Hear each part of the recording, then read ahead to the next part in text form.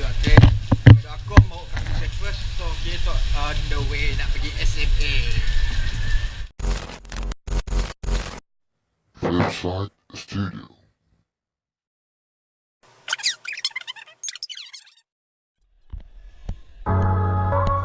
Tengah ada ibu-ibu. Tengah ada ibu-ibu.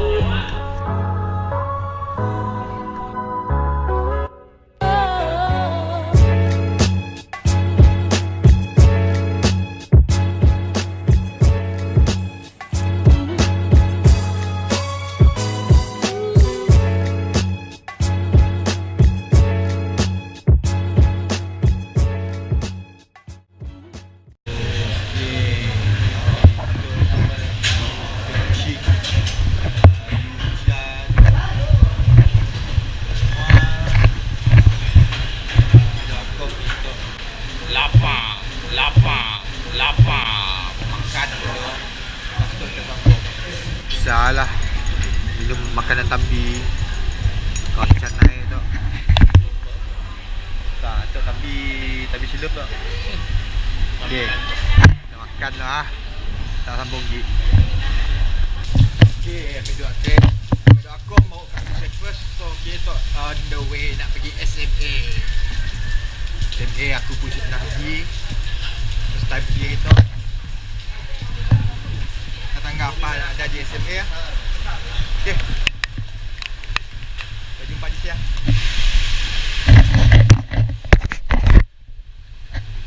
Oh, polis tu. Kom tengah ngesep bukanya. Dan mengantuk. Nak tidur mana? Mengantuk. Nak tidur mana?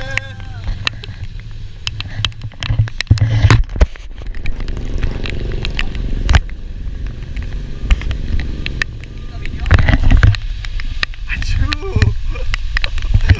Hujan lagi. Pakam ni dah berlari gitu. Thought that I would have and I flipped it in a double. Thought that I would have and I flipped it in a double. Okay, kita dah sampai Heritage Central. Kita cari betul dah?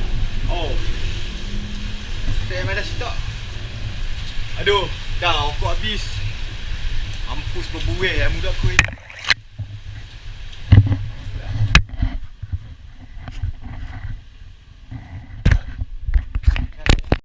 Salah pintu masuk lah. Tu aku pun hal tu.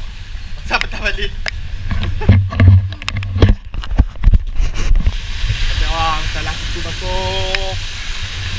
Cari ni pintu masuk. Salah ni yang itu. Dia je.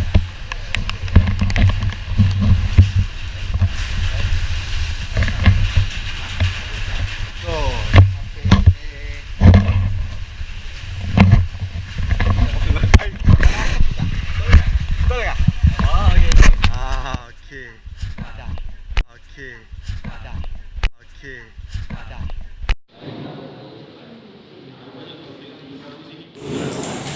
As you can see, I'm quite recent here, 43 years old, but still working in creative industry.